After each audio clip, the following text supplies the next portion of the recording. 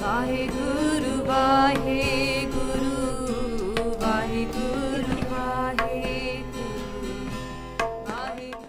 Okay, the main thing, the Gurdwara Reform Movement, what it achieved in the 1920s, there was like two parts to it. One was a Gurdwara Reform Movement, one was a Prachar movement. Singh Sabha movement was a Prachar movement. And the Gurdwara Reform Movement was by people that were a bit more revolutionary than the Singh Sabha people. They were a bit more, I want to get change done. I'm not interested in just sitting here doing Prachar, yeah? Those guys succeeded in setting up the SGPC. Yeah?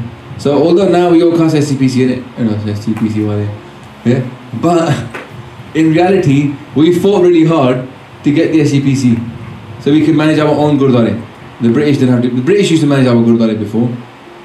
Now, what does it have to do with 1984? Well, all of the promises that were made by Gandhi and Nehru to the Sikhs, they were made to big gatherings that were only possible because the Sikhs had organized themselves into becoming a very effective body of either protest movements or marching or morchas.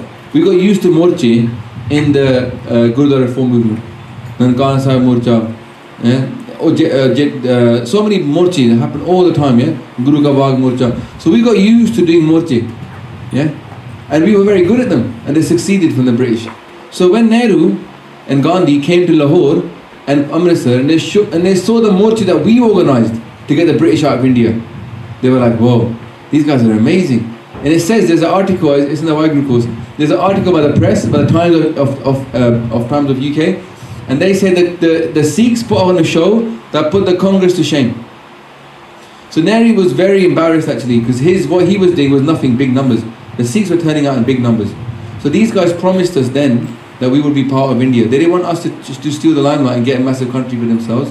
They made all these promises to get us on their side.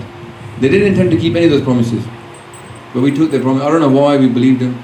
I told you some of it. They had a very awkward choice facing them, with all the fact that Punjab could become a democratic nation with a majority Muslim population. That wasn't very palatable to them, especially after what happened in 1947. Well, not after, but especially because of the hate, not hate, but the kind of common animosity that happened, over time existed. Remember that there was an incentive for the Muslims to become anti-everybody. It's a weird system, right? The British were not going to give the Muslims a separate country unless they felt that the Muslims and the Hindus and the Sikhs could live together. So the incentive on top of those people that were trying to get the Muslims to have their own country was to create so much strife that the British started bringing you to the negotiating table. You understand? I'll say it again, yeah? The Muslims had an incentive to kill and cause trouble. Because if they didn't kill and cause trouble, no one would talk to them separately as a separate group.